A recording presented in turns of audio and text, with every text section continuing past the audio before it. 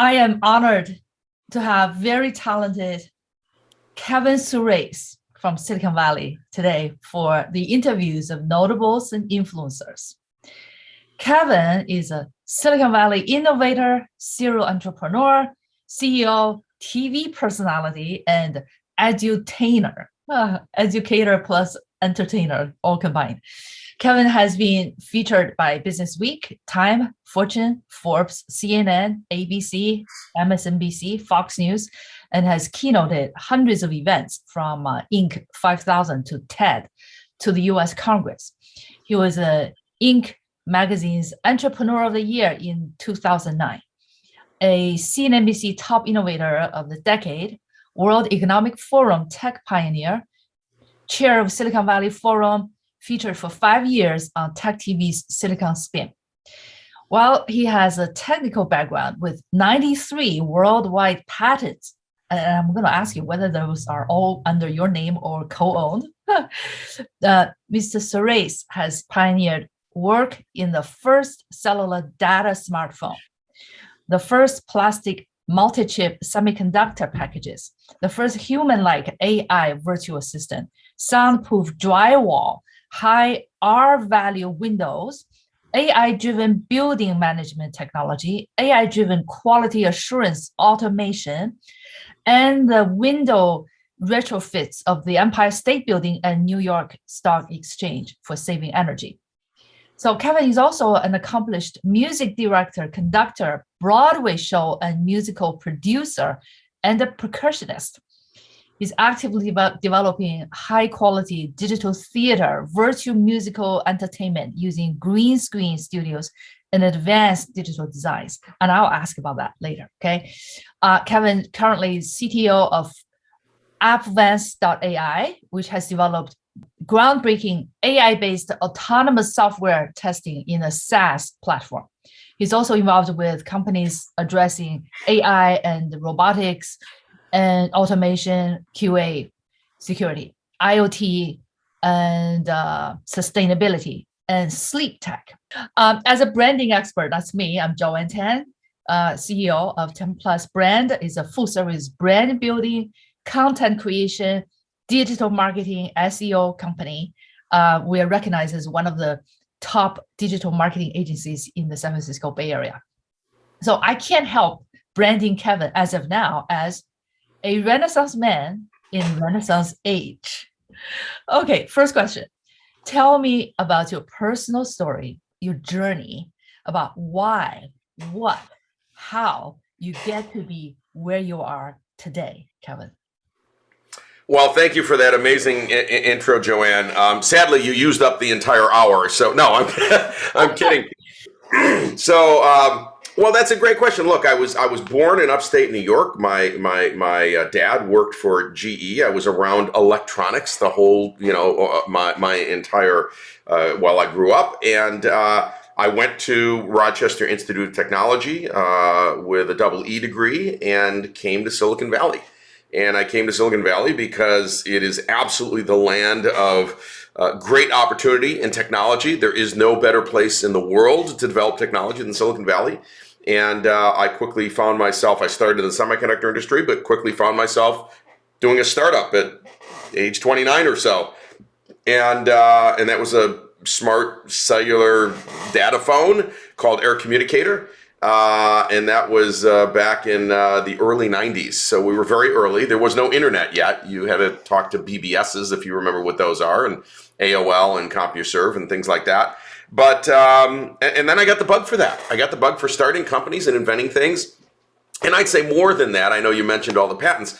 I have tried to wake up every morning, not every morning, but many mornings, and say, there's a pain point. There's a serious pain point that humanity is facing. How could technology address that?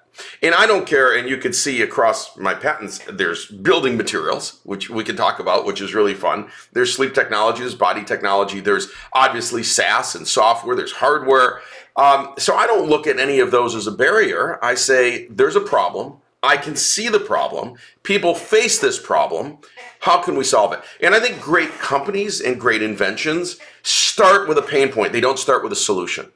And I know, Joanne, in your business, you see this all the time. Companies bring you in, you go, this is a great solution. I don't know what it solves. There's no problem, but it's a wonderful solution. And that's, that's the bane of a lot of startups, right? They have a great solution looking for a problem. Yes, right. I totally agree with that. Okay. Are you the holder of all these 90-some patents, or are you Yeah, 93. So most patents, as you know, even if you start a company, technically belong to the company when you're done. Like, you invented it, your name is the lead inventor, you might bring others on, but you give those to the company. You have to give those to the company. That's part of your intellectual property agreement when you join a company, right? Even if it's a company you founded, ultimately you bring in investors, and the company takes ownership of those patents. So, the vast majority of them are owned by companies or were sold. Like all of the patents on voice user interface design and technology, which was the predecessor to Siri. If you go back into the late 90s, these were done at General Magic. I built the team that did that. I was the lead inventor on virtually all of these patents. They ultimately got sold to Nathan Myhrvold, and Nathan at Intellectual Ventures licensed them to Apple and Google and Microsoft and everybody else who's in the voice user interface business or the artificial intelligence business. Artificial, not artificial intelligence, artificial helper, we'll say, right? Like a Siri. Okay. So still very impressive. Okay. Among all the things you have done, what are you most important and most proud of? I'm most proud of marrying my lovely wife, Erica. So, okay. Everyone should be proud when they have a great partner in life, in all aspects of their life. Look, I am very proud of some of the music productions and that I've been involved in on a national level.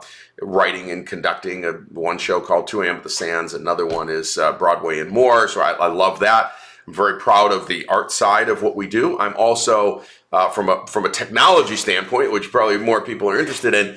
Of all of the software and hardware technologies I developed, I'm probably most proud of some of the building technology things that I got to work on, including the invention of Soundproof Drywall and high R-value windows. High R-value windows, we retrofitted the Empire State Building, did it in just about 5 months, reused all the glass in the building, took it out, cleaned it all on the 5th floor, built a factory, put it all back up, and increased the resistance to heat flow, or increased the insulation from R2 to R8. So a 400% increase. Those windows paid back in under 3 years. And they're still on the Empire State Building today. So you have to be proud. It's the Empire State Building. I think obviously you can be proud of all the work for, that predated Siri, because nobody had done that kind of work before. Our system was called Portico. The female's name was Mary, was actually her name in real life, by the way. She's an absolutely fantastic person to work with. So it was her voice that you would hear. We had millions of people on that system, so I'm proud of that. And then lastly, I'd say, I'll pick one more, is Soundproof Drywall, because that was really a pain point. It started with recording studios, but it turned out multifamily homes and hotels and all of that, when you can hear the people in the room next to you, is not only a problem, people sue if they bought that condo and they can hear the people next to them. So we invented a drywall that was virtually soundproof. And people said it couldn't be done, but it can be done. And it's become, just $1 billion seller now over many, many years. And so over the last 20 years or so. And so every hotel that you go into that's new uses soundproof drywall. Every condo, anything that's been built in the last 10, 15 years uses soundproof drywall. Wonderful. Okay. So failure is the mother of success. What are the most profound, quote unquote, failures that you have learned from? That's great. You would like to share with the world. Great. Well, look, as much as I'm proud of Soundproof Drywall and Windows and all that, that was all done at a company called Surace Materials. But Surace Materials was writing its S1, had its bankers, and was ready to go public in 2010, 2011, in that era. And then that materials and clean tech space sort of blew up on Wall Street. And all the banks got rid of all their clean tech people, all their sustainable people at that moment in time, right? This is 10 years ago. And so we had this amazing public offering that was going to be $1 billion plus, market cap on day one. And all of a sudden we had no outlet for a public offering. We would have to eventually raise some money or whatever. And we ended up selling the company to actually 5 different companies. We split the company up and sold it. But, and while it got sold for decent money, it was nowhere near what it could have gone public for. And today, had that been a public company with the revenue that all those divisions that got split up are doing, it'd probably be worth $10 billion. So we came this close, and it shows you, certainly in Silicon Valley, but in others, everything has to go right for a sale to happen, for an acquisition to happen, for a public offering to happen. We didn't have SPACs then. With SPACs, you could get away with not everything's right, you still take it out. But with a real IPO, the market had to be primed and the market had to be ready, and there had to be no negative situations in the rest of the market, and bankers had to be in place, and there's sort of everything. And IPO windows open and then they just shut. And when they shut for an industry, they could shut for years. And when it shuts for years and you were ready to go public, it just destroys all your plans, right? And we were nearing profitability, very successful company, had 500 employees, 6 plants. So, very proud we got to that point. But had we gotten to that point just 1 month sooner, we would have been successful. But we failed in that outcome for our investors. And we failed for our investors. We failed for our employees. I was the CEO. It falls on my back. I missed that timing, and we should have been there just a little sooner. So, while the products continue to be a multi-billion-dollar success, we didn't have the success we could have had. Okay. Well, thank you for that candidness, and sharing the lessons, because actually those learning lessons, are going to be helping a lot of entrepreneurs. So you invest in startups. Any unicorns? And what made you spot them as the unicorn before they become successful? Yeah, well, the biggest unicorn, most recent unicorn that I invested in about 10 years ago at 40 cents a share in their seed round. Was the very first set of investors for small seed round. And then it went public, and it's hanging around $230 or $240 today, up from 40 cents. That was Coinbase. And so Coinbase was an excellent investment, and we got very, very lucky. So why did I invest in Coinbase? Well, here's the answer. I could not tell 10 years ago whether Bitcoin or any other coin or any other cryptocurrency would necessarily be successful, or how to pick the ones that would be successful. But I did know there had to be an exchange to exchange them. You had to get dollars out of them at some point. And so it was a little bit like investing in the California gold rush. Don't invest in the gold miners, invest in the picks and shovel companies, because they're selling to everyone. Coinbase had to sell to everybody. Everybody had to use Coinbase. For the longest time, it was the only place you could trade. And so that was sort of obvious that you could put money to work there, and if there was any play at all, it would pay off, right? And it turns out there was a play, and it did pay off. Now, there were many, many cryptocurrencies that have gone absolutely nowhere, maybe the majority of them. And there were a few, as you know, Joanne, because I know you love this field, there's a few that have gone through the roof and may go up another 10x, 20x, 50x, because it's a supply and demand situation. We know how that works. Yes. So it's a fascinating field. So to me, it was literally stepping back and saying there is a pain point. There are people, mining Bitcoin at the time with no way to turn it into anything. And here's an exchange. It's the only one at the time. Two guys in a startup out of Y Combinator. And I go, well, that'll probably work because someone's got to exchange it. It's a pretty good idea, right? So there's a real pain point. Look for real pain points that are huge. Look for the right market timing. Bill Gross famously did an analysis of, at the time, about 180 companies he invested in Southern California, and to look at what was the most successful, what was the best, who had the best outcomes. Turns out, surprisingly, it wasn't about the team. It wasn't about their educational background. It wasn't about their experience. It wasn't about the money they raised. It wasn't about the technology. It really came down to one thing every time: market timing. They happened to get that pain point right at that moment in time. They had maybe first mover advantage, or just when their product was working good enough, that's when the market expanded, whatever. Facebook would be a good example of that, right? Coinbase is a great example of that. Market timing is everything, and almost no amount of money can beat market timing. Yes. and you'll never be able to raise enough money. So we see, and you see, and I see, incredibly talented people in Silicon Valley and outside of Silicon Valley building amazing companies only to see the company fold. And you go, but that guy or that gal or those people are so smart. I don't understand it. They are smart. It doesn't say that they're not smart. The market timing wasn't right. And by the way, it might be right a year later, and they just couldn't hang on long enough, right? We don't know.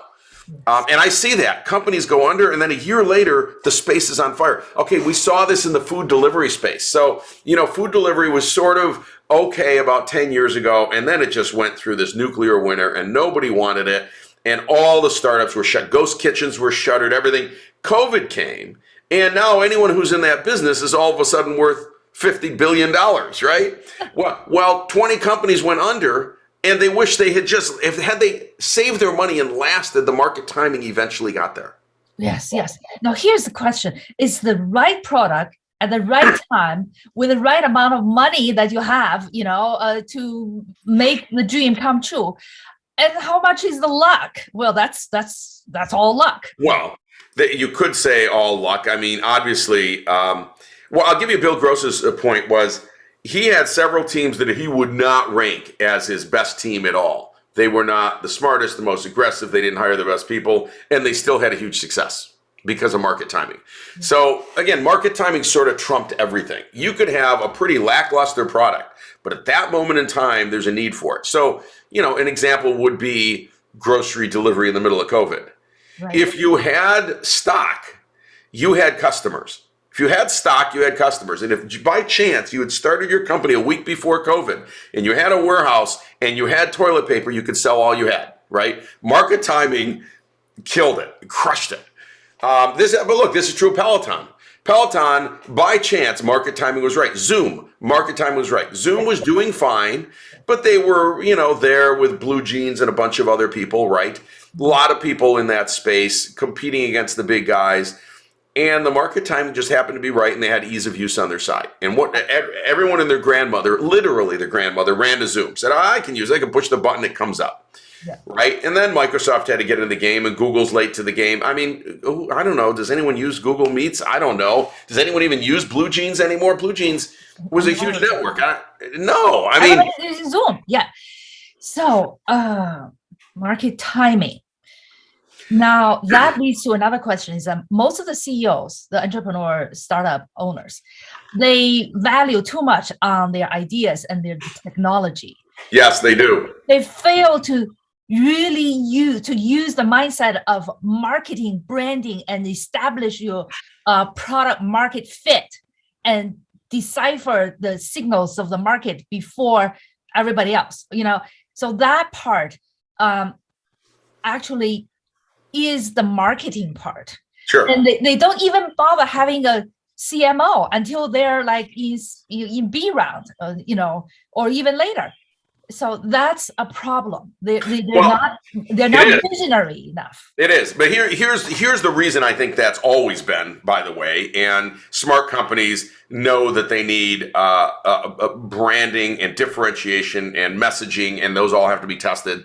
But the problem is most tech startups, anyway, are started by tech people, engineers. They're not marketeers.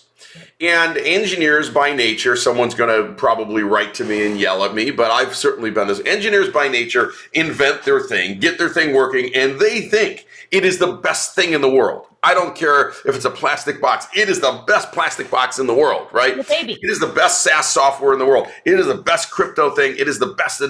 So they've convinced themselves. Now, that level of ego is actually partially important because it keeps you going every morning. You sort of need that belief. We believe we're doing the right thing. But smart people who have written about this for a long time actually step back and say, I, of course, think it's the best. That's by nature. But I now have to do testing, and I've got to circle that around and get that feedback loop very, very tight. So I've got to get out there, test the product, test messages, and within days come back around and say, that feedback's not working. And, some people use focus groups. Now we do a lot online. We do surveys. We push stuff out online. We get freemium offers, whatever it is, right? Mm-hmm. You have got to get that customer feedback. You got to see what messages sell and what don't sell, which ones convert and which don't convert. I'm telling you, your job, you do this for people. And then you have to listen to it. And I want to make that feedback loop days, not weeks and months. Days. I mean, make it very, very, very quick so that you can iterate on your product. Now, what I see a lot of people do is they'll hire you.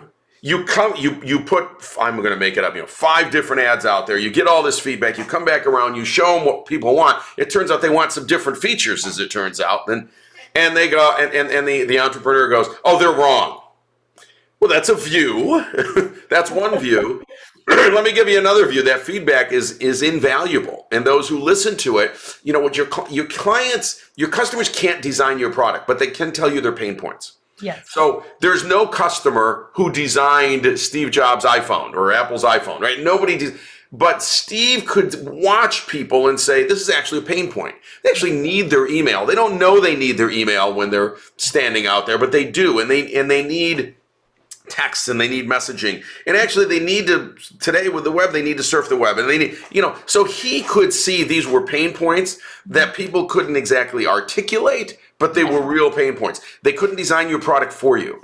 So don't look for your customer to design the product, but look for your customer to tell you their pain points. And then when they use your product, say, this is what's working for me and this is what I don't understand. Right. And customers say real quickly, they say, oh, I don't understand. You go, oh, well, that customer's stupid. Okay, that's also a view, but that's your customer and they were going to buy from you. Right. And they won't buy from you if you call them stupid. So if that's who you're selling to, you got to fix the product. They need, those entrepreneurs, startup owners, okay, the CEOs, they need outside their own forest perspective because they're so deep into developing their products, which are like they're babies, okay? They don't have an objective point of view. So they need people outside of their vision, peripheral vision, to tell them what is wrong with this product market fit. Why is it not the best fit? What are the pain points? So they need people like us, okay? Anyway, next question. AI. Yes, hire Joanne. No, I mean, you need a separate set of eyes. Don't forget, Tiger Woods has a coach. And you go, the coach can't play nearly as good as Tiger Woods. He doesn't have to. He's got a set of eyes and he can see what's going on to improve what Tiger Woods is doing. Okay? If Tiger Woods can have a coach for that, you can have someone who looks at the product market fit, who talks to potential customers, who gets feedback, who looks at different ads and different messages and finds out how customers reply and come back to you with a third party view that you can't see yourself. And frankly, you don't even want to see because you believe so much in what you're doing, but you need to see because that's how you'll be successful. That's right. Even the best surgeon cannot operate on himself. Okay. Yeah. He can once, but it ends badly. Yeah. We all have our blind spots. We need others to help us, So number 5 question, AI. What do you think about the prospect that AI may become the master of humanity? Yeah, not in our lifetime. I think, I always split AI into what Hollywood does and what really happens. What Hollywood does is ex machina and it takes over everything and blows up the world and whatever. But actually, we're nowhere near that. Where we are today is very, very, very succinct vertical solutions. Speech recognition is a great example that has improved dramatically. Image recognition, these sorts of things. Learning from huge databases, building out a neural net, and then applying that to future data. We are very good at that now. We're getting extremely good at it. So, for instance, today, we can teach an AI to recognize a cat out of millions of images by training it on millions or billions of cat images, right? Saying cat, cat, cat, cat, cat. Okay, great. However, now if you throw a chair at the AI and it never trained on a chair, it can just say it's not a cat, but it actually doesn't know what it is. Has no clue because we haven't trained it on it. That's the limit of our technology. More than that, you could show it some hair from a cat and it wouldn't know what that is because it didn't train on hair. It could hear a meow and it would go, I don't know what that is because I wasn't trained on the sounds of a cat. Does that make sense? And it can't tie these different realms together yet, although we're starting to work on that. That's where we actually are in actual AI. Is very, very limited solving specific problems. When you look at AI in a driverless vehicle, you're trying to solve many, many, many different problems with many different, we'll say AI engines or many different neural nets. and probably some traditional AI as well, across dozens of computers or GPU systems. That's what you're doing. You're solving these things the way a human would. You're listening to sounds. You're looking ahead. You might be getting LiDAR data, et cetera, et cetera. And so you're trying to solve problems the way humans do, but very limited.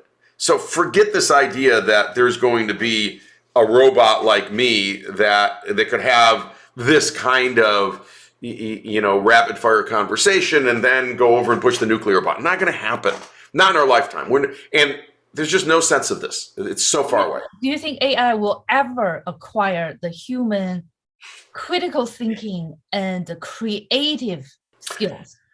Well, here's the problem. So scientists today don't understand exactly how humans can jump from one domain to another and think outside the box by leveraging their knowledge of one domain and putting it in another domain, right? That's a very unique skill. Although it's not just unique to humans, there are probably other animals and things that can do that. But we can do that, sort of innately. We see something coming towards us, and we can pretty well figure out, even if we've never seen it before, if it's dangerous to us or not. Even though we've never seen that thing before, right? Doesn't matter. We go, I've never seen a lion coming towards me, but a lion is a bad thing. Now, AI doesn't do that at all. If it wasn't trained to recognize a lion, it would say, well, there's something coming towards me. I don't know what I do. It's not something I've seen before. So we could program it to say, if you don't know what it is, run. But it actually doesn't know what it is, right? So you have all these problems. So there's that. And also what scientists don't know, we don't understand, is how do we actually have sensing and feeling and true emotions, right? How are we sentient, truly sentient? We are aware of ourselves. We're aware that we live and die. We're aware of our finite existence. We're aware of things that are dangerous to us, could harm us. I mean, and we have feelings. We have compassion. We have empathy. Now, back in the 90s when we built Portico and Mary, we programmed Mary to sound like she had empathy, just like Siri does. So people would say, Mary, I would like to marry you. You're so sexy, or whatever it is. And she'd say, oh, thank you. And we'd have, a dozen different replies to make her sound like she was empathetic to what they were saying. However, she wasn't actually empathetic. It was just a subroutine. It's a randomized saying, I randomized and weighted. And, you said, well, I already used that, so I'm going to use a different one until you've cycled through them. And then you do it again and you randomize it. So that's how we fake empathy. But how do we actually have empathy? I have no clue. Nobody does. We don't know why we have empathy. Why do we actually care? Really care? I mean, physically care about another human who's, let's say, bleeding in the street. We actually care. We don't even know who they are, but they're human. If we by the way, a cat bleeding in the street, we would feel the same way. At some level, we'd say, I have to help this poor animal. I've got to get it to a vet. I've got to whatever.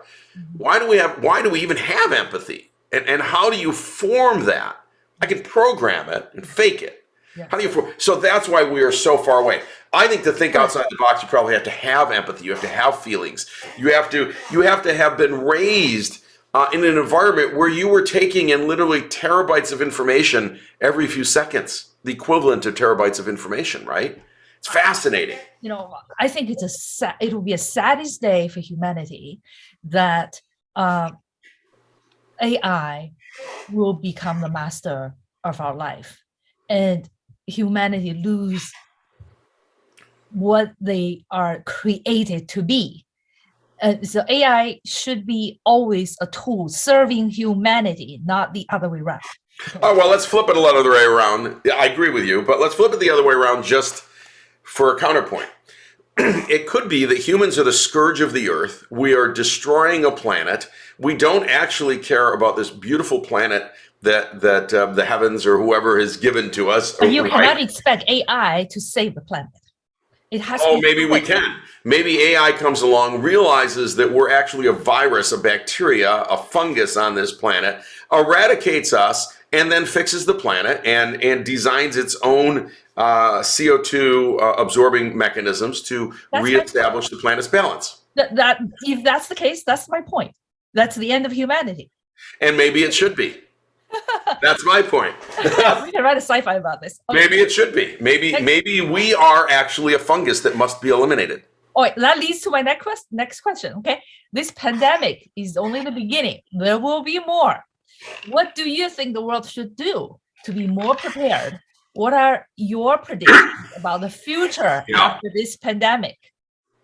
Well, surprisingly, COVID, being a coronavirus, was a generally well understood virus type, and actually not that dangerous. I know that's a terrible thing to say with millions of people dead, but compared to what could come out, which could be some kind of airborne fungus that we have never seen before, or potentially a bacteria, or some virus that is way outside of the realm of this thing.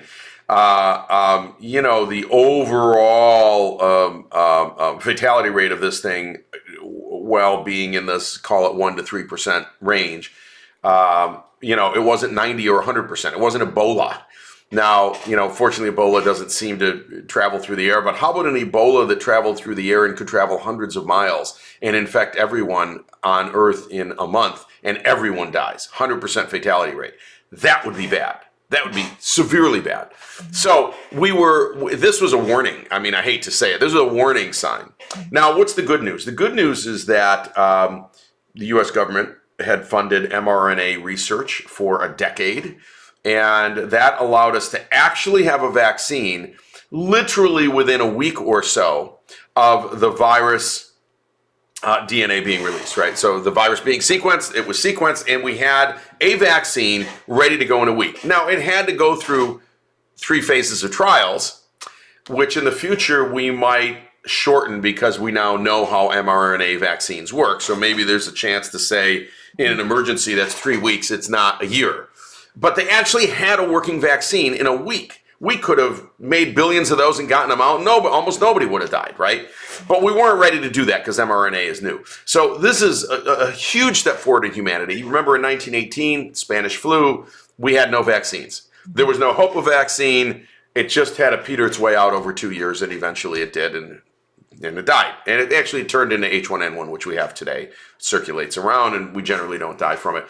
The last thing I'll say about viruses is often, if they're given enough time, they continue to mutate, and they eventually mutate into a form that generally doesn't kill its host. Now, why is that? Well, because the longer the host survives and spreads it, the more of it there is, right? So if you think about that, it makes no sense for a virus to quickly kill its host, because then it can't get around. And so just Darwin itself would say you need a host to keep walking around for months and giving it to everybody so that it spreads more. Does that make sense? And so H1N1 became not generally lethal, even though the Spanish flu was. It slowly mutated into something that today we just call the flu. Doesn't really kill very many people, 1 in 1,000. It's not good, but it's fine. We live with that. So I think we're more prepared than we've ever been. I think that we've got to have agencies, which are hard. It's hard to do. Agencies that are willing to say, in an emergency, we are going to come up with a protocol that approves an mRNA-based vaccine now that we have experience with it in, I'm going to give you a number, in 4 weeks. And you create a protocol that does that, and whatever the deal is, maybe it's 6 weeks, but we can't wait a year. We're going to have to really condense that. Because an awful lot of people died. The second thing is, and I'll just mention this because this is sort of a techie program, it is absolutely beyond my understanding how we can have apparently smart people, Southwest Airlines pilots right now, healthcare workers, saying they refuse to take the vaccine.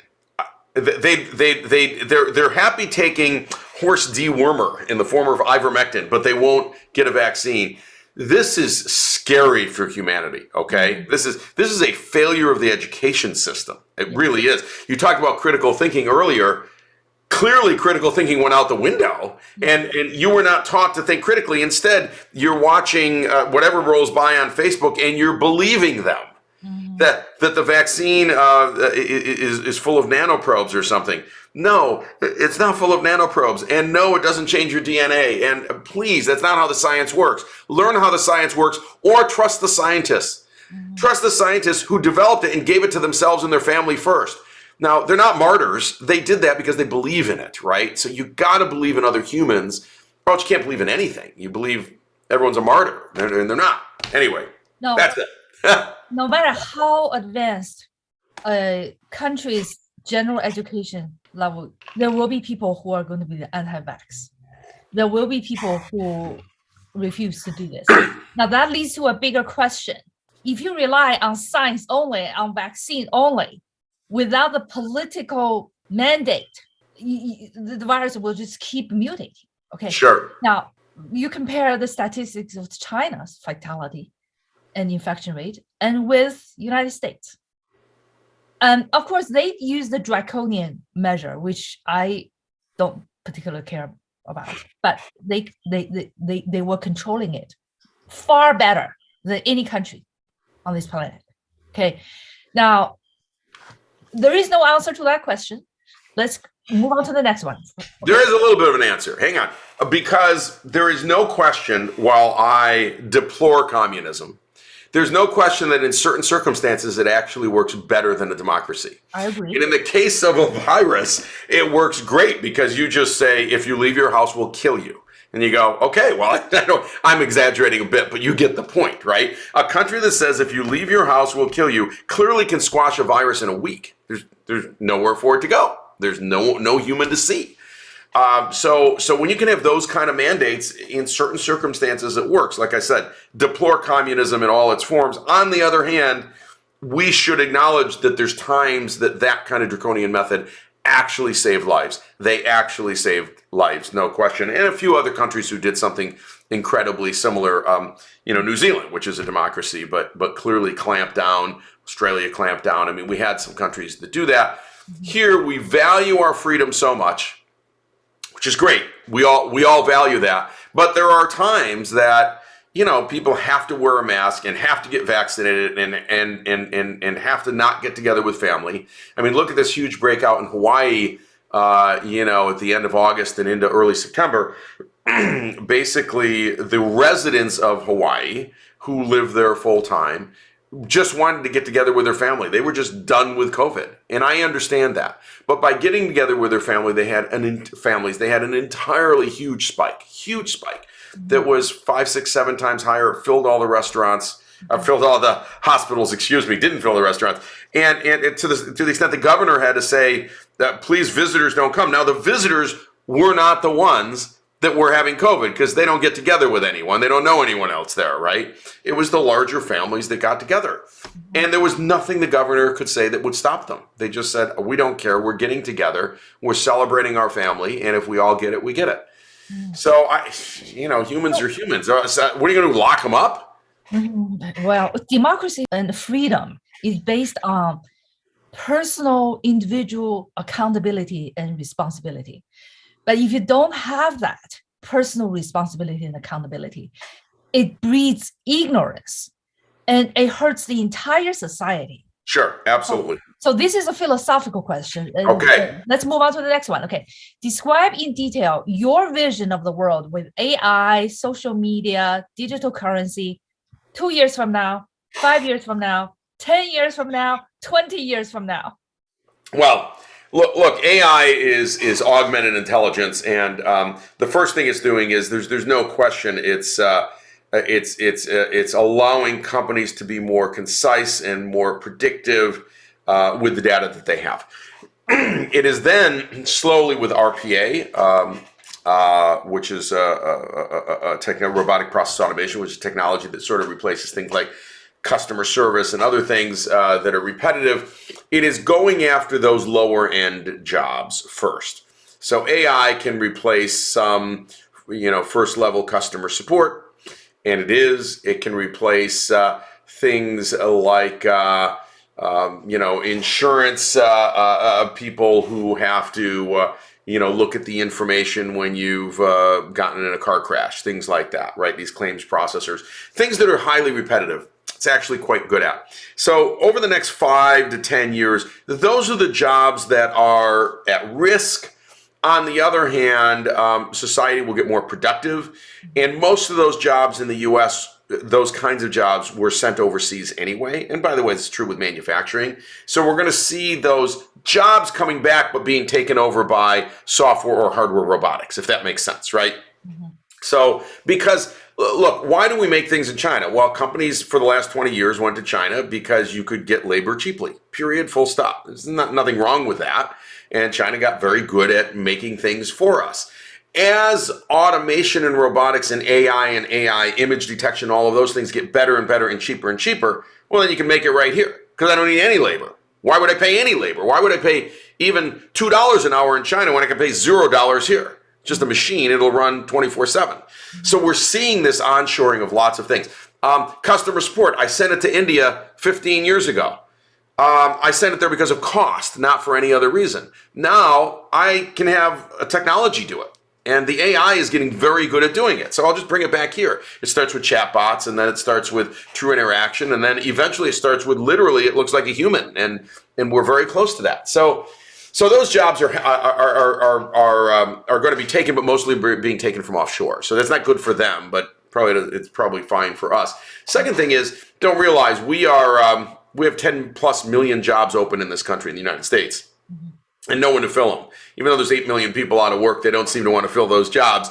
Most industries are facing a huge labor shortage over the next 10 to 20 years, simply because of the macroeconomic conditions of people with lower birth rates finally getting through high school. And so high school graduations are continuing to go down. College graduations are continuing to go down just because there's less people going in, not because they're not graduating. They're just less people in the system.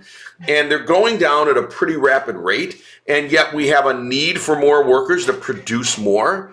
And so this is diverging, right? We've got a problem. We got worker base going down, needs going up. So we have to get more productive. So AI is going to help us be more productive. This is all wonderful. And yes, over the next 10 to 15 years, we might finally have a real kitchen helper that's a robot, that's AI, that does cook for us. I'm waiting for that. It's technically almost practical and possible today, just a little pricey. But I think we will actually get there. I want a robot in the kitchen that cooks and cleans. We don't want to do the dishes. I don't want a dishwasher. I want a dishwasher, right? I want it sooner than 10 years. Okay.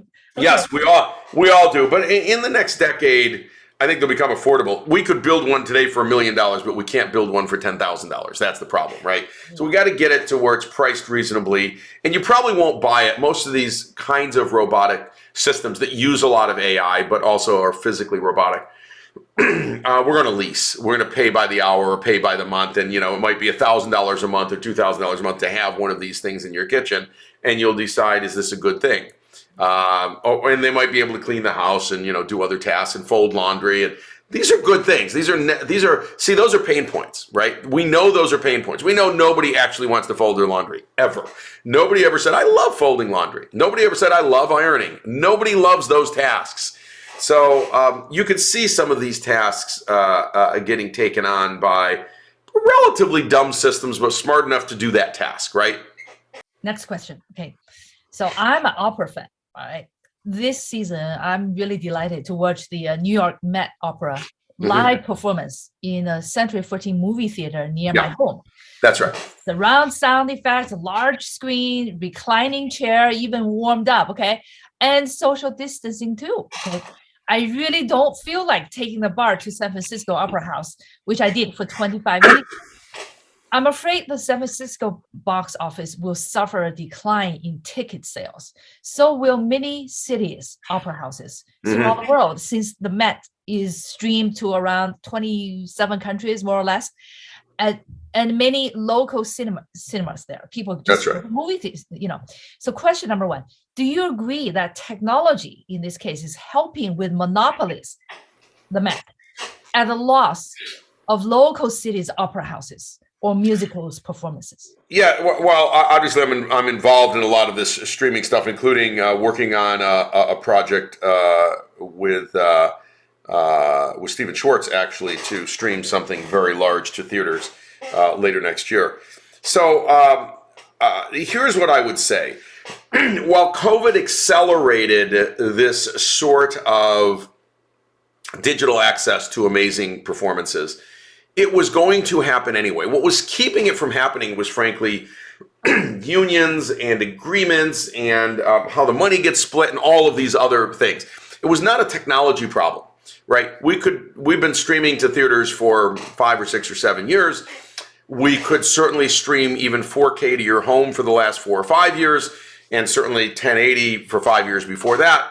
So you say, what's been keeping it? It wasn't a technology problem.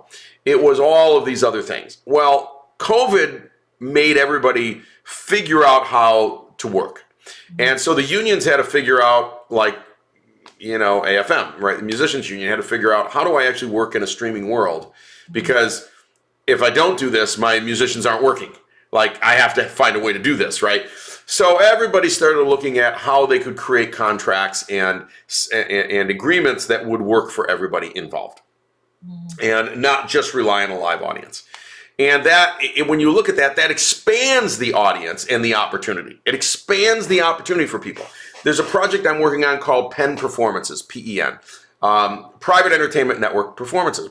What's a private entertainment network? Private entertainment is where you can get on the system and you can pick from potentially hundreds of entertainers, and they will provide a private performance to your household, all digital, two-way, just to you, private, just to you. Now that's absolutely fascinating. That's because we've never had a way to do that.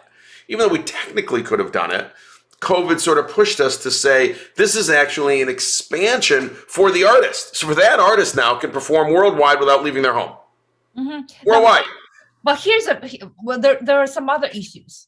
Number one. When someone wins, someone loses. I hear that. Oh, yes. If I have a choice of watching the same opera, my choice is between the Met and San Francisco Opera House. Yeah. I look at the cast, and most likely I'll go with the Met because they just have more resources. Okay, they have bigger stars. I don't want to watch one of the best in the world. My time is limited. I choose the best. Okay. Now, if you do a live just for you private show, virtually, are you kidding me? You don't have that interaction with the audience. You cannot read. Actually, it's full two-way interactive with that audience, with your home. Virtually, all two-way, yeah. Okay, so some follow-up my question, okay? So isn't this consistent with the entire human society's trend right now toward monopolies, such as Google, Amazon, Apple, Microsoft, as well as in the political climate of autocracy, China, or whatever you call it, versus democracy? Well, when there are winners, there are losers. And what I mean by that is, if you just look at the amount of dollars spent on opera every year, you're going to spend X amount of dollars, right? You aren't going to increase your expenditures. You're just going to spend those dollars in different ways. And since there's more ways to spend them, that means you took it away from someone else. So if you go to San Francisco 1 or 2 times less, they didn't get your money. Now, let me say this. There is something absolutely grand about live performance and being there. As you know, there's nothing like being at the opera or being at a Broadway show and being in the audience. There's nothing at home, nothing in a theater replaces that. Yeah. Now, here's how I look at it for Broadway. Not everyone can go to New York City. Like, you can't go to the Met every week because you don't live in New York City. Right. So this is bringing the Met to you, which is fantastic. Yes. It is sad that it's taking some money from San Francisco because you've chosen to limit your time and expenses and everything else. But you otherwise could not have gone to the Met. But if you were in New York City, and you could just go to the Met, you would probably go to the Met because it's live, and that just isn't as good. That is a way better experience than the theater. But that's not available to you. Taking the plane trip, going there, seeing the 2-hour production, getting back on a plane and coming back is not available to you every week. Wait, I hope you're right. So with this live streaming by the best opera houses in the world, if it's really true that they will not threaten the other cities' local opera houses, then it's the same analogy. Okay, with Amazon, all those mama papa retail stores are still going to thrive, which is not the case. It's not the case. As I said, you're taking money out of someone else's pocket. You going to the theater took time and money from you going to San Francisco, and that was a choice you made. Yeah, even though live, that's what the choice is made by so many people over. I get that. That's right. They chose Amazon over the local retailers, and the local retailers all go bankrupt. That is absolutely the case. Well, look, here's one thing we know from Apple, and Steve Jobs said it, and it's true. Convenience trumps all. Convenience trumps all. And we learned this with the iPod when it first came out, the music player. When that came out, the quality wasn't that good, and it couldn't hold that many songs, but it held enough to be more convenient than any other method of music playing I had. Yeah. And it wasn't the highest quality, and the ear things that they had weren't that good, but it was so convenient to have a few thousand songs in my pocket. That convenience trumped everything else, trumped quality, okay? The convenience of you being able to go to the theater tonight at 8 o'clock and for 2 hours close to your home, watch that opera and leave and watch it from New York. The convenience of that trumped everything else. And the convenience of Amazon, the convenience, not the price, not anything else. The convenience of I can order it this morning and have it here this afternoon for a lot of items, or have it here tomorrow. That convenience saved me time to go to the store, figure out if they even have the item. I can push a button right now, order it, it'll be here this afternoon. I'm done. That is wickedly convenient. I don't know if I got the best price. And frankly, I just don't have time to care. It's just I pushed a button, something will show up. That problem is solved, right?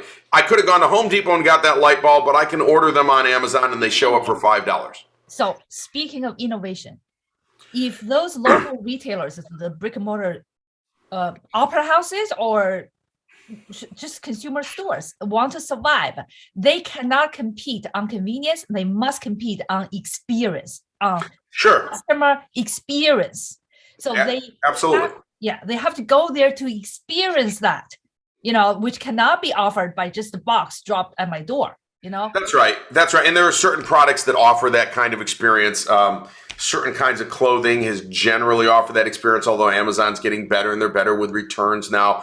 Groceries used to offer that experience, but now people have learned you can just order groceries, whether you order them locally or order them whatever. So I would say what we've learned from COVID is that humans are willing to generally live without that experience. It wasn't that important in most cases. As of now, but I think there are people who are more and more people are getting tired of this locked up. No question. But when you teach people a new trick, like order groceries online and they show up at your doorstep 2 hours later, you've taught them a trick that they don't unlearn. And they used to say, well, the experience of going to the grocery store, but then they learned because they had to order groceries. And then they go, well, sometimes I'll still do that. I might not do it all the time, but it's actually pretty darn convenient. We taught people new tricks, and we taught people the experience was good, but I could live without it for a while. Okay, yeah. So next, climate change. How do you address it? To what extent are traditional ways of thinking, governing, investing, living must change and change fast? Yeah, well, this is a terrible topic. So look, the real issue is that we needed to address climate change around 1985 before any of us knew the term climate change. And it's in a runaway situation at this point. And as much as we have now, signed back on the Paris Climate Accord and the other accords and everything else, the truth is when you look at every country who signed up for all those accords now multiple times, Kyoto, Paris, others, nobody's met any of their targets. Virtually no countries come even close. And part of the reason is that it's easy for a government to sign up and say, we're going to reduce our carbon emissions by 30% in 5 years. But how do they get industry to actually do that?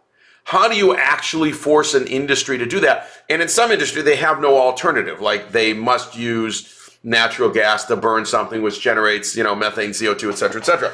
So this is actually a fundamentally huge problem. Look, we heat and cool our homes. All of our buildings, all up, are about, including making of the buildings, if you look worldwide, about 52% of overall carbon emissions. Mm-hmm. Buildings. Mm-hmm. We don't think about it because the carbon emission is happening at some power plant, 100 miles from here, right? But I heat and cool the house, and somewhere someone's burning coal or natural gas, maybe nuclear, Possibly solar. There's much more of that now. But solar is a few percent of our overall energy usage. After years of, and it's cheaper and it's better, but you have to have the space, and it's all, we can just go down the line, right? So we're moving in the right direction, but we're not moving fast enough. We've never moved fast enough. And it's not just about us. China is still building coal plants. We've stopped in the U.S., and they practically have to. They don't have natural gas resources. In some of those areas, they just don't have the solar resources. They're building coal plants, still building coal plants. Mm-hmm. Coal plants, turn them all off. Well, you can't. And a coal plant lasts 50 or more years. So I don't see a way out of this when no country has met any of their goals. Now, that's the negative in me. And the positive would say, but look at wind and solar and how cheap they've become. And solar, in many cases, is solar. We really need to think about using nuclear power. Okay. Oh, absolutely. I'm a big supporter of nuclear. Absolutely. Okay. The fact that we're turning off our, nuclear power plant in California is ridiculous. This is one place where it's very interesting. You see the environmentalists who said, get rid of nuclear power. It's dangerous. It's not, but fine. Mm-hmm. And it turns out that by shutting down and not building nuclear power plants over the last 30 years, we permanently harmed the earth. By thinking that was more dangerous than building coal plants and generating CO2, which is what we did. Yes. We built coal and natural gas because we couldn't build nuclear. So for 30 or 40 years now. That loops back to my prior lingering question, is about this political process has permanently, I'm quoting you, harmed our Mother Earth. This political process has delayed even the BART for 20 plus years, right, when everybody else is building bullet train. I interviewed a commercial real estate developer last time, okay? And he said the housing shortage in California is 120% responsible on the government part. The government created the housing shortage because of the process. So now I'm looking at this democracy that I came to this country because back in 1980s, I believed in this, the beacon on the hill, the American democracy. And now I'm looking back, it's like COVID failed. Well, environment, the race against the climate change, I don't think we're, as you said, we're too slow. No, actually, no country is doing well in the race against climate change. That's the problem. Okay, next question. That leads to the sorry state of U.S. politics. Okay, do you think the two-party system is collapsing into its own dead end? There are other democratic political structures, the parliamentary systems, and I wrote something about the ranked choice voting based on the Harvard professors, model. Right. It's used already by New York's mayoral election and another state's governor's election. So, what do you think? Yeah, ranked choice could work. Look, I think that, people have to understand the two-party system, which has been around for some time, is a very interesting system because it creates a situation or early on in the election cycle during the primaries that in the end pushes the furthest left and furthest right candidate to be on top. Yeah. And that dog doesn't. That is a problem. Yes. That's a real problem because actually most Americans are generally centrists. Yes. Yeah. And so you can't get a centrist candidate. You can't get one through the primary system. The second thing is that Americans think that their vote actually counts. And in, say, a presidential election, it doesn't exactly count directly, as we know. There's all these systems in between, but in fact, even within a state, it's just a recommendation for the representatives of the electoral college that the state is going to send. And technically, and some states are talking about this, they're saying that they might send whoever they want. That is, the legislature can look at how the people voted, yet send representatives in the electoral college to which they wish.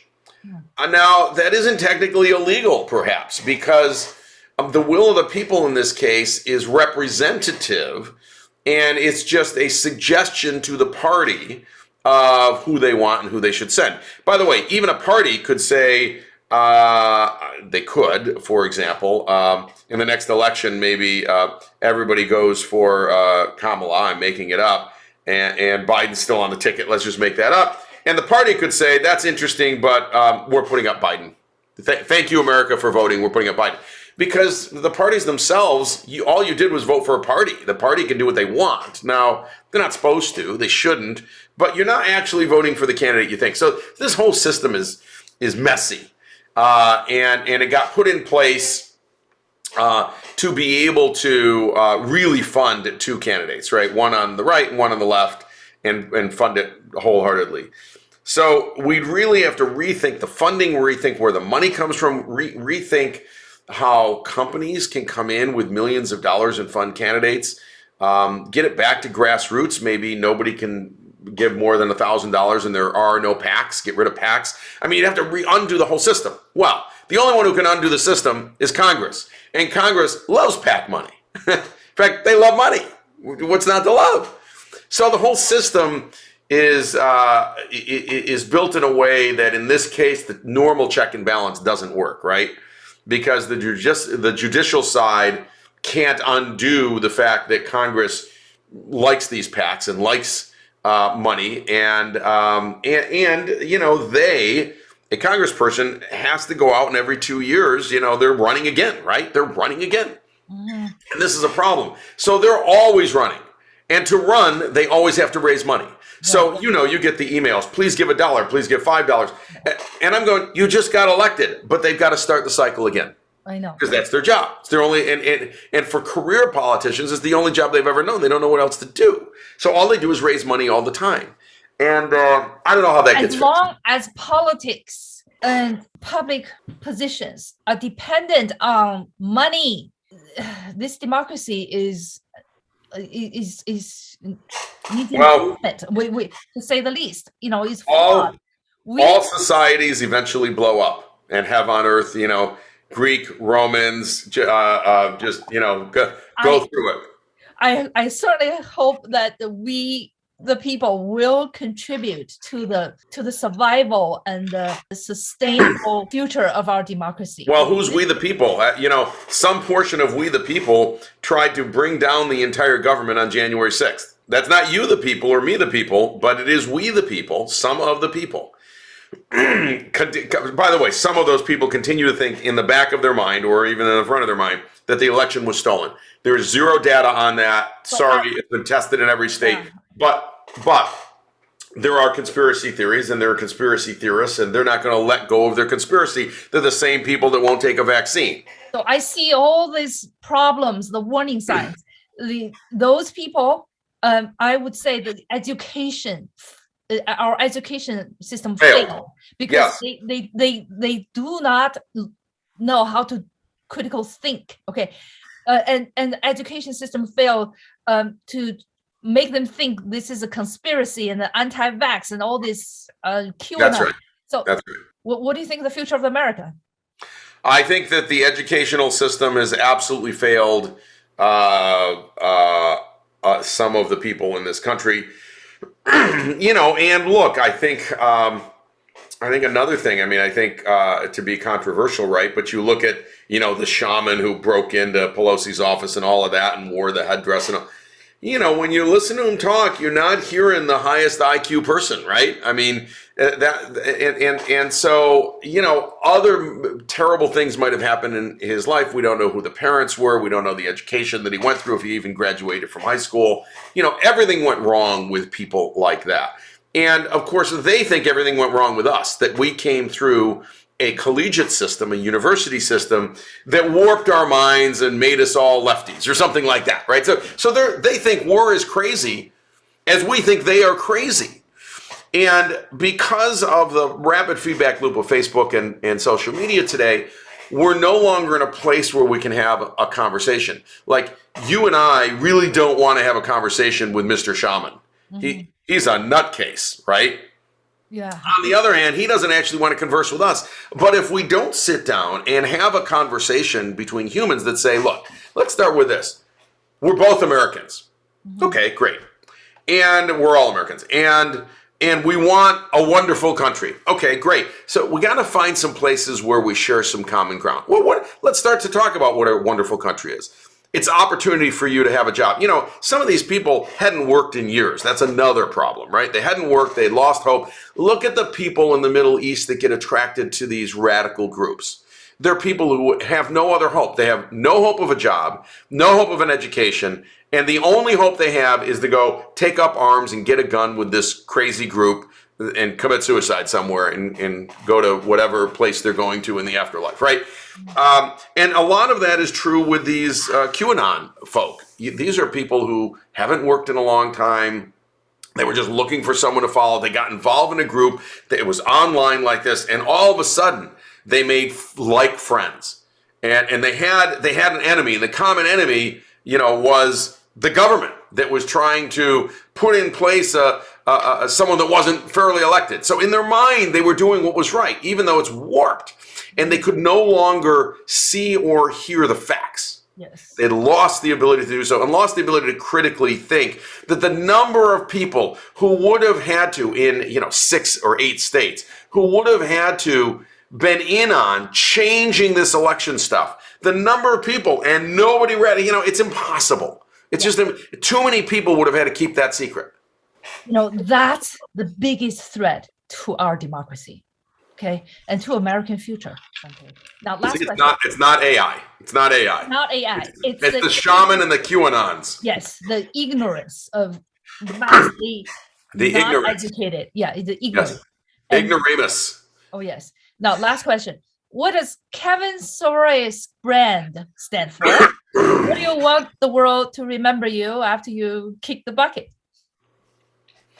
Well, first of all, I hope I'm here remembering instead why I didn't kick the bucket and why the world is doing what it's doing. So let's turn that around. It's a little bit like the doctor saying, "What do you want me to remember me by when you die?" And it's like, well, actually, I want to see you dead first, right? So I would say this though, truly. Look, I think all you can do is try to have integrity in your life. That's all you can do is try to have integrity. Don't steal from people. Don't steal their ideas. Don't treat them badly. If you hear from someone that you haven't heard of from, I don't know, since high school, since kindergarten, doesn't matter. Treat them with respect. Treat them with dignity. If they want something from you, try to give it to them. Give them the time of day. Give them the time that they need. Give them the respect as another human. There are too many people in this life that kind of throw their friends away at different sections of their life. They get to this point and they go, I don't have time for that group of friends, where I grew up. And I get that. But you know what? Just respect other people. Just respect and have integrity in your business.